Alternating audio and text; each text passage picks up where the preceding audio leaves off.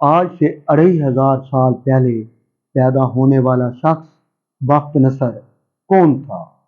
یہودیوں پر وہ کیسے عذاب بن کر نازل ہوا اور اس نے یروشلم کو کیسے تباہ کیا؟ اس کی شکل کیسے بگڑ گئی اور اس کا کیا انجام ہوا؟ آج کی اس ویڈیو میں ہم تفصیل کے ساتھ بات کریں گے، لیکن ویڈیو شروع کرنے سے پہلے آپ سے گزارش ہے ویڈیو کو آخر تک ضرور دیکھیں۔ ناظرین، 600 قبل از مسیح میں بابل شہر کے حکمران کے گھر بیٹا پیدا ہوا جو بڑا ہو کر بخت نصر کے نام سے مشہور ہوا۔ جوانی میں ہی اس کے باپ نے مصر کی مہم پر روانہ کیا۔ اس نے کم عمری میں ہی مصر کو فتح کر لیا۔ والد کی وفات کے بعد بابل کا بادشاہ بنا اور اس نے حکمرانی ملتے ہی فوجی مہم کا آغاز کر دیا۔ اس وقت یروشلم پر یہودیوں کی حکومت تھی جو ظلم اور ناانصافی سے بھری ہوئی تھی۔ اسی دوران بخت نصر نے ان پر چڑھائی کر دی۔ ناظرین، جب بخت نصر نے ان پر حملہ کیا تو اس نے ظلم و ستم کی ایک نئی تاریخ رقم کر دی۔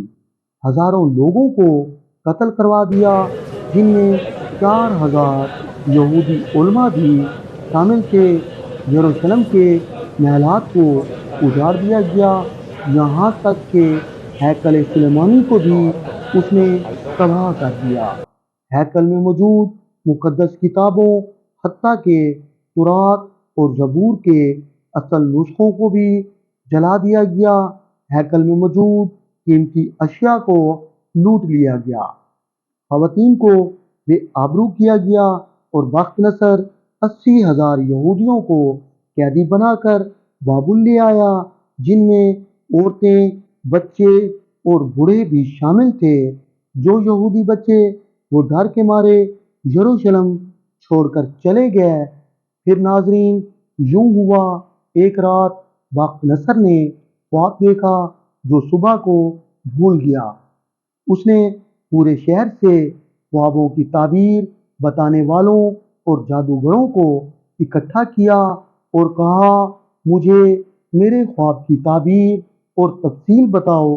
جادوگروں نے کہا، ہم آپ کے خواب کی تعبیر تو بتا سکتے ہیں، لیکن جو کچھ آپ نے خواب میں دیکھا وہ بتانے سے قاصر ہیں۔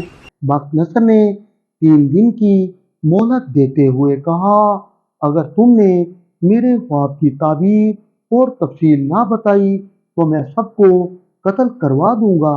ناظرین، یہ خبر پورے شہر میں پھیل گئی۔ ان دنوں حضرت دانیال بخت نصر کی قید میں تھے۔ حضرت دانیال نے پیغام پہنچایا، میں آپ کا خواب اور اس کی تعبیر بتا سکتا ہوں۔ بخت نصر نے حضرت دانیال کو اپنے دربار میں بلوایا۔ دوستو، اس وقت لوگ بادشاہ کو خدا سمجھتے تھے اور بادشاہ کو سجدہ بھی کرتے تھے۔ جب حضرت دانیال دربار میں پیش ہوئے تو آپ نے سجدہ نہیں کیا۔ بخت نصر نے تمام لوگوں کو دربار سے باہر بھیجا اور حضرت دانیال سے کہا، تم نے مجھے سجدہ کیوں نہیں کیا؟ حضرت دانیال نے جواب دیا، میرے خدا کا حکم ہے، خدا کے سوا کسی کو سجدہ نہ کرو۔ بخت نصر نے خواب کے بارے میں پوچھا تو حضرت دانیال نے جواب دیا، تو نے خواب میں ایک دیو قامت بت کو دیکھا ہے، جس کی آنکھیں سونے کی، کمر چاندی کی، پشت تانبے کی اور پنڈلیاں لوہے کی ہیں۔ پھر آسمان سے ایک پتھر بت کے سر پر گرتا ہے اور وہ بت ریزہ ریزہ ہو جاتا ہے۔ سونا، چاندی، تانبا اور لوہا آپس میں مکس ہو جاتے ہیں، حتیٰ کہ کوئی جن بھی انہیں جدا کرنے کی صلاحیت نہیں رکھتا۔ پھر تم نے دیکھا، آسمان سے گرنے والا پتھر آہستہ آہستہ ہوا میں بلند ہوتا گیا और साथ ही उसकी जिसामत बढ़ती गई, यहाँ तक कि उसने पूरी दुनिया को अपनी लपेट में ले लिया। नाजरीन, ये सुनते ही बख्त नसर ने कहा, बिल्कुल सच कहा आपने, अब इसकी तबीर भी बता दो। हजरत दानियाल ने फरमाया, मुख्तलिफ धातें असल में कौमें हैं। सोना वो कौम है जिसे तुम जानते हो, चांदी वो कौम है जिस पर तुम्हारे बेटे हुकूमत करेंगे, तांबा अहले रूम की तरफ इशारा है और लोहे से मुराद फारिस है, जबकि मट्टी वो औरतें हैं जो रूम और फारिस की हुक्मरान बनेंगी। वो पत्थर दीन है जो आखिरी ज़माने में ज़हर होगा। बख्त नसर ने दानियाल अलैहिस्सलाम से मुतासिर होकर उन्हें अपने दरबार में आला मकाम के साथ अपना मुशीर मुकर्रर कर दिया। लेकिन नाजरीन, बख्त नसर के जुल्म और अंबिया कराम के कत्ल की वजह से अल्लाह पाक ने बख्त नसर पर अजाब मुसल्लत कर दिया, उसकी शक्ल में बिगाड़ पैदा कर दिया। सबसे पहले उसका चेहरा शेर, फिर कुछ अरसे बाद गिद्ध और फिर बैल की शक्ल में तब्दील हो गया। वो जानवरों की तरह चलता और घास खाता था। 7 साल तक उसका चेहरा तब्दील होता रहा, फिर अल्लाह पाक ने उसे इंसानी शक्ल वापस कर दी और उसके बाद वो रहमदिल बन गया। लेकिन नाजरीन, यहूदियों को सख्त नागवार गुजरा जब उन्होंने हजरत दानियाल को बख्त नसर के दरबार में देखा। वो हजरत दानियाल को नबी नहीं मानते थे। उन्होंने साजिशें शुरू कर दी। उन्होंने बख्त नसर से कहा, हजरत दानियाल को पानी पीने के बाद पेशाब पर कंट्रोल नहीं रहता। उस जमाने में इस आदत को बुरा समझा जाता था।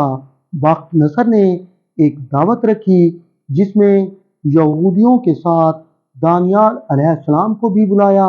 नाजरीन, बख्त नसर ने सिपाहियों को हुक्म दिया, जो सबसे पहले पेशाब के लिए उठे उसे कत्ल कर दिया जाए, चाहे वो अपने आप को बख्त नसर ही क्यों ना कहे। दावत शुरू हुई तो मेहमानों की खाने के साथ वाफिर मिकदार में पानी की भी तवाज़ो की गई। लेकिन अल्लाह का करना यूं हुआ, सबसे पहले बख्त नसर पेशाब के लिए उठा। बेचैनी के आलम में वो बाहर आया तो सिपाहियों ने उस पर वार कर दिया। वो चिल्लाया और कहा, वो बादशाह है। लेकिन सिपाही ने जवाब दिया, उसी के हुक्म से तो तुम्हें कत्ल कर रहा हूँ। और यूं बख्त नसर मरकर अपने अंजाम को पहुंचा। नाजरीन, उम्मीद है आपको हमारी ये मालूमाती वीडियो पसंद आएगी। मिलते हैं अगली वीडियो में, तब तक अल्लाह हाफिज।